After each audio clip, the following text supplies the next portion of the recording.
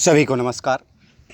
आज हम कर रहे हैं टेस्ट नंबर 3 है और टॉपिक है हमारा 9th क्लास की बुक से 1 से लेकर 7 लेसन तक हैं, जो कि RBSC की बुक है। 10वीं कंप्लीट हो चुकी है। 10वीं के लगभग 200-225 क्वेश्चन हो चुके हैं। अब 9वीं है। 9वीं का 3rd टेस्ट है, फिर 4th टेस्ट होगा, फिर 8 क्लास का होगा, फिर 7 क्लास का होगा, फिर 6 क्लास का होगा। इस तरीके से हमारी RBSC की बुक कंप्लीट हो जाएगी और उसके बाद चलेगा हमारा टॉपिक टू टॉपिक, जो कि हमारी 2nd ग्रेड का फर्स्ट पेपर और 1st ग्रेड का फर्स्ट पेपर और RTET रिट का GK का पेपर ये शुरू होगा। और जो मैथ साइंस वाले स्टूडेंट हैं उनके लिए भी महत्वपूर्ण है ये, क्योंकि जो रिट है RTET है उसमें भी GK आएगी, तो वो GK का भी टॉपिक आपके लिए महत्वपूर्ण है, तो आप उन पे भी ध्यान दें। कभी ये सोचे कि हम मैथ साइंस वाले GK नहीं करेंगे, तो GK अब RTET में आपके आएगी। 60 नंबर की GK आएगी और वो भी राजस्थान की GK आएगी। तो आप कंटिन्यू जुड़े रहें, करते रहें। और अगर आपको ये स्क्रीनशॉट पे प्रश्न आपको छोटे दिख रहे हैं तो आप इनको बड़ा कर लीजिए। पूरी स्क्रीन पे हो जाता है और पूरी स्क्रीन पे जब हो जाएगा तो बिल्कुल साफ दिखाई देगा। समय वेस्टेज नहीं करते हुए मैं केवल आंसर बोल रहा हूँ। शुरुआत करते हैं हम पहले क्वेश्चन से। भारत में 200 सेमी से अधिक वर्षा वाले क्षेत्र में पाए जाने वाले हैं सदाबहार वन हैं। देवदार के वृक्ष मिलते हैं, हिमालय में मिलते हैं। निम्नलिखित में से कौन सा कथन सत्य है? सत्य पूछा है, असत्य नहीं पूछा। भारत का क्षेत्रफल 32,87,263 वर्ग किलोमीटर है, ये राइट है। भारत का विस्तार पूर्व से पश्चिम 3214 है और उत्तर से दक्षिण 2933 है, अर्थात ये रॉन्ग है, क्योंकि भारत का जो विस्तार पूर्व से पश्चिम में ये 2933 है और उत्तर दक्षिण से 3234 है, अर्थात ये उल्टा कर दिया है, तो ये रॉन्ग है। भारत क्षेत्रफल की दृष्टि से विश्व का 7वां बड़ा देश है, बिल्कुल राइट है, अर्थात इसका राइट आंसर है ए और सी, अर्थात पहला और तीसरा सी राइट आंसर है। प्रश्न 4, भारत में हिमालय की सबसे ऊंची चोटी है, तो भारत में हिमालय की सबसे ऊंची चोटी कंचनजंगा है। और ये आप कंफ्यूज होंगे क्योंकि ये पूछा है, केवल भारत की पूछा है, हिमालय की नहीं पूछा। अगर ये पूछ लेता कि हिमालय की सबसे ऊंची चोटी है तो आप ये माउंट एवरेस्ट कर सकते थे, लेकिन ये माउंट एवरेस्ट भारत में नहीं है, ये पूछा है भारत की हिमालय की सबसे ऊंची चोटी कंचनजंगा है, अर्थात सी राइट आएगा। वैसे हिमालय की सबसे ऊंची चोटी K2 को भी कह सकते हैं, माउंट एवरेस्ट है ऑप्शन के अकॉर्डिंग, लेकिन ये भारत की पूछा है, यानी भारत में हिमालय जो कि भारत में है उसकी सबसे ऊंची चोटी कंचनजंगा है। प्रश्न 6, निम्नलिखित में से सत्य है? प्राचीन तलछट से निर्मित उच्च मैदान को बांगर कहते हैं, बिल्कुल राइट है। नई व कोप मिट्टी से बने निचले मैदान को खादर कहते हैं, बिल्कुल राइट है। देखो, प्राचीन बांगर हो जाती है और नई खादर होती है, मतलब खारी होती है। प्राचीन होती है वो बिल्कुल खादर हो जाती है और नई, प्राचीन तो बांगर हो जाती है, क्या हो जाती है? प्राचीन बांगर हो जाती है और नई खादर हो जाती है। धरातल पर जल प्रवाह को तराई कहते हैं, अर्थात ये सभी सत्य हैं। प्रश्न 6, पश्चिमी घाट का सर्वोच्च शिखर कोरोमंडल, तमिलनाडु का समुद्री तट अन्नामलाई, शिवलिंग की पहाड़ी का हिस्सा हिमालय और कंचनजंगा नंदा पर्वत वृद्ध हिमालय। अब इसको सुमेलित करना है। पश्चिमी घाट का सर्वोच्च शिखर अनाई मुंडी है, अनाई मुंडी, अर्थात पहले में बी राइट आंसर है। दूसरा, तमिलनाडु का समुद्री तट कोरोमंडल कहलाता है, तो दूसरे में ए राइट है। शिवलिंग की पहाड़ी का हिस्सा हिमालय है और कंचनजंगा नंदा पर्वत वृद्ध हिमालय के भाग हैं ये, अर्थात पहले में बी, दूसरे में ए, तीसरे में सी, चौथे में डी, अर्थात सी राइट आंसर है। प्रश्न 7, राजस्थान में मालपुरा करौली का मैदान किस नदी बेसिन का भाग है? तो ये बनास नदी का बेसिन भाग है। प्रश्न 8, राजस्थान के कौन से भौतिक प्रदेश गोंडवाना लैंड के भूभाग हैं?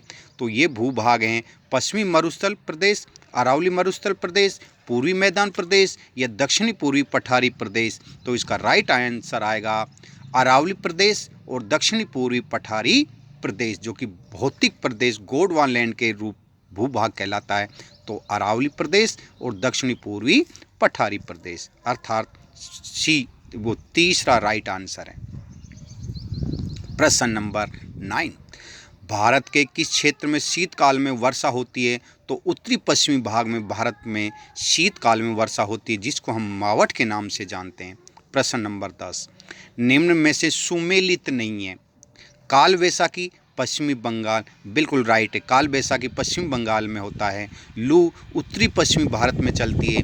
आम्र वर्षा उड़ीसा में, ये रॉन्ग है, क्योंकि जो आम वर्षा है वो दक्षिणी भारत में मालाबार का जो तट है उसके आसपास में ये आम्र वर्षा होती है, जो कि आम के लिए बहुत ही महत्वपूर्ण है। तो मालाबार तट के पास होती है आम्र वर्षा, उड़ीसा में नहीं होती, ये गलत है।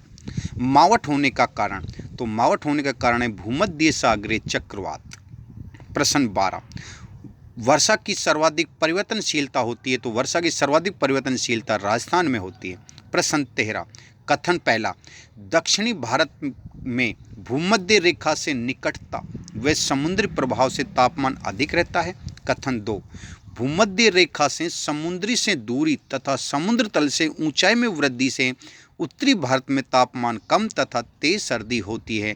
निम्न में से असत्य नहीं है, अर्थात कथन पहला और दूसरा दोनों ही सत्य हैं, अर्थात असत्य नहीं है, सी राइट आंसर है। प्रश्न 14, सुमेलित कीजिए। प्रोजेक्ट एलिफेंट 1973, प्रोजेक्ट टाइगर 1992, वन्य जीव सुरक्षा अधिनियम 1972, वायु परिवहन राष्ट्रीयकरण 1953, अर्थात प्रोजेक्ट एलिफेंट 1992 में, प्रोजेक्ट टाइगर 1973, वन्य जीव सुरक्षा अधिनियम 1972 और वायु परिवहन का राष्ट्रीयकरण 1953 में किया गया था। तो सी राइट आंसर है। प्रश्न नंबर 15, एक सींग वाले गेंडे हेतु प्रसिद्ध है? तो कंजीरंगा, ये एक सींग वाले गेंडे के लिए फेमस है। प्रश्न 16, असुमेलित है। उड़न गिलहरी उत्तर प्रदेश, ये गलत है। उड़न गिलहरी उत्तर प्रदेश में नहीं बल्कि राजस्थान में पाई जाती है। चौसिंगा राजस्थान है, जोमो लद्दाख है, रॉयल टाइगर पश्चिमी बंगाल है। तो 16 का पहला राइट आंसर है, अर्थात असुमेलित है। उड़न गिलहरी राजस्थान पाई जाती है, न कि उत्तर प्रदेश में। प्रश्न 17, भारत में सबसे ज़्यादा उपजाऊ मृदा होती है? तो जलोढ़ मिट्टी को सबसे उपजाऊ माना जाता है। कभी आप काली मृदा केवल कपास के लिए महत्वपूर्ण है। गंगा के मैदान में पुरातन कांप मृदा कहलाती है, बांगर कहलाती है।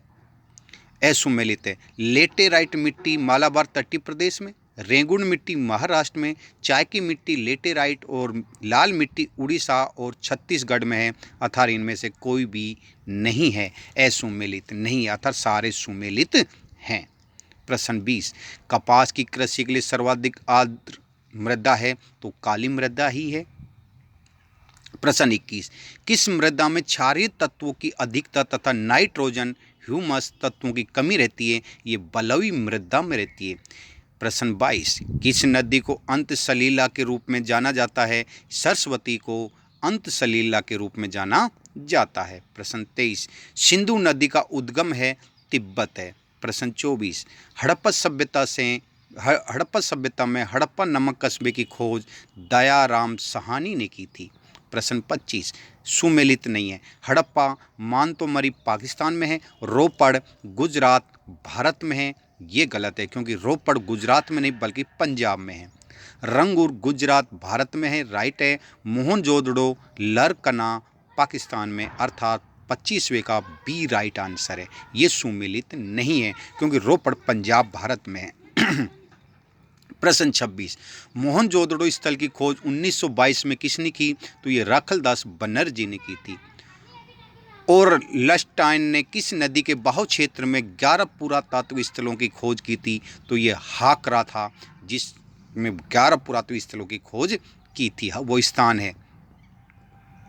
प्रश्न 28, ऋग्वेद में भिषक नाम से किसका उल्लेख मिलता है? तो ऋग्वेद में भिषक नाम का चिकित्सक को भिषक कहा गया है ऋग्वेद में। 29 वैदिक काल में निवासी मूलतः किसके उपासक थे? तो प्रकृति के उपासक थे। प्रश्न 30 सिंधु घाटी सभ्यता में समुद्री यातायात का प्रमुख केंद्र क्या था? तो लोथल था। जूते हुए खेत के साक्ष्य कालीबंगा में मिले। अगर अभी आपने लाइक और सब्सक्राइब नहीं किए हैं तो लाइक और सब्सक्राइब कीजिए।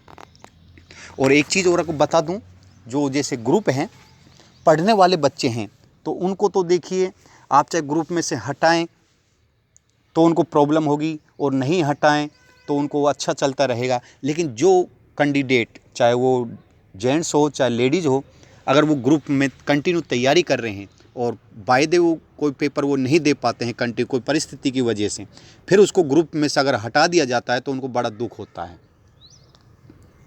और फिर वो क्या करते हैं, मैसेज करते हैं, फिर मैं उनको ऐड करता हूँ। तो कई ऐसे हैं जो टेस्ट देते ही नहीं हैं, पढ़ते ही नहीं हैं, उनको ग्रुप से हटा दीजिए, कोई फ़र्क नहीं पड़ने वाला। क्यों? तो वो पहले ही मुर्दे थे और आप भी वो मुर्दे हैं, उनको हटा दिया तो कोई फ़र्क नहीं पड़ने वाला। लेकिन जो पढ़ने वाले हैं, जो पढ़ाई का महत्व जानते हैं, जो कंटिन्यू टेस्ट दे रहे हैं, उनको इस चीज़ का जानकारी है, उनको पता है कि अगर हम ग्रुप से सर ने लेफ्ट कर दिया, रिमूव कर दिया तो हमें कितना नुकसान होगा। फिर वो मैसेज करते हैं बेचारे, फिर उनको मैं ऐड करता हूँ। ऐसे कैंडिडेट मेरे पास बहुत हैं जिसको मैंने ग्रुप में से टेस्ट नहीं दिया, उन्होंने कंटिन्यू 1 या 2, तो मैं उसको ग्रुप से रिमूव कर दिया। लेकिन फिर उन्होंने मैसेज किया, उनकी प्रॉब्लम उन्होंने अपनी शेयर की, फिर प्रॉब्लम शेयर करने के बाद मैंने उसको दोबारा ऐड कर दिया है। तो ऐसे कैंडिडेट मुझे बहुत अच्छे लगते हैं। कोई परिस्थिति हो भी जाती है, टेस्ट नहीं देते हैं, लेकिन आप मुझे सूचित तो कर सकते हैं। लेकिन कई होते हैं जो बिल्कुल मुर्दे की तरह होते हैं, टेस्ट ही नहीं देते हैं, और उनको ग्रुप से हटा दो तो कोई फ़र्क नहीं पड़ने वाला, ऐड रखो तो ही कोई फ़र्क नहीं पड़ने वाला। तो ऐसे मुर्दे की इस ग्रुप में कोई आवश्यकता नहीं है। इसमें केवल जो एक्टिव है, कंटिन्यू जो टेस्ट दे रहा है, वही जुड़े रहें। बाकी के चाहे आप खुद ग्रुप से लेफ्ट हो सकते हैं या फिर उसको मैं खुद हटा देता हूँ। तो एक्टिव रहिए। प्रश्न नंबर है 32 किस पुरातात्विक स्थल की खुदाई में टोल के अनेक बाट मिले हैं? तोल के पूछा है, टोल नहीं भाई, ये तोल है। तो ये कालीबंगा और चन्हूदड़ों से मिले हुए हैं तोल के बाट। प्रश्न 33 कहाँ से अग्नि वेदिकाएं प्राप्त नहीं हुई?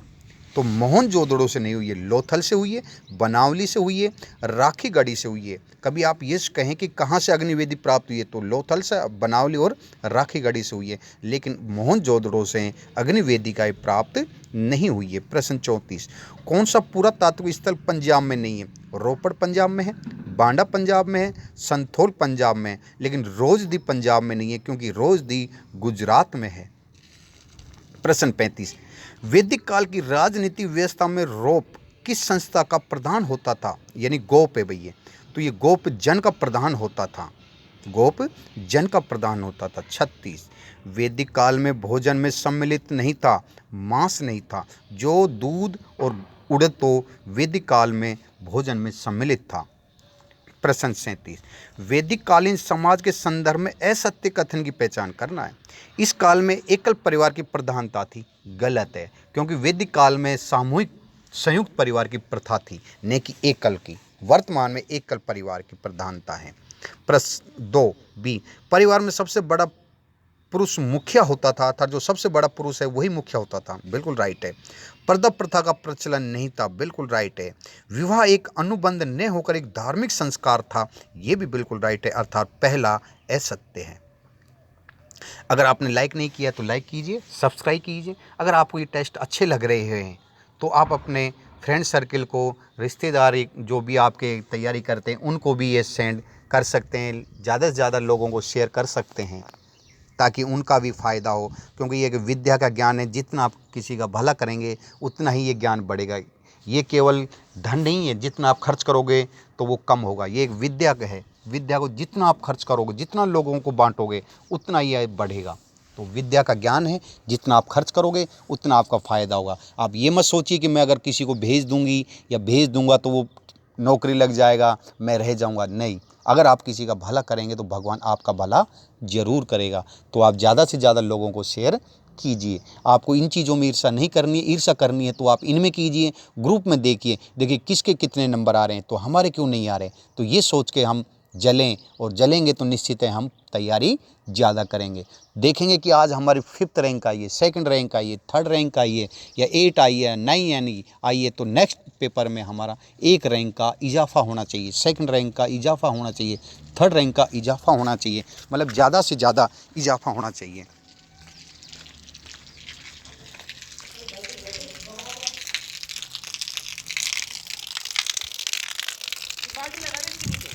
प्रश्न नंबर है हमारा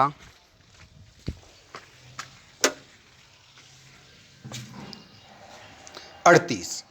किसे विश्व का प्रथम ग्रंथ माना जाता है? तो किसे विश्व का प्रथम ग्रंथ ऋग्वेद को माना गया है? प्रश्न 39 सुमेलित कीजिए। ऋग्वेद कर्मकांड परक है, यजुर्वेद धर्म परक है, सामवेद ज्ञेय मंत्र है, और डी अर्थर्वेद अभिचारक मंत्र है। अर्थात ऋग्वेद धर्म परक है, यजुर्वेद कर्मकांड है, सामवेद ज्ञेय मंत्र है, अर्थर्वेद अभिचारक मंत्र है। अर्थात इसका बी राइट है। प्रश्न 40 ऋग्वेद में किसे मूल्य की इकाई माना जाता था? तो ऋग्वेद में गाय को मूल्य की इकाई माना जाता था। तो 40वें का ए राइट आंसर है। अब ये 40 हो गए हैं, 40 में से आपके कितने राइट हैं आप कमेंट करके बताएं। सभी को धन्यवाद।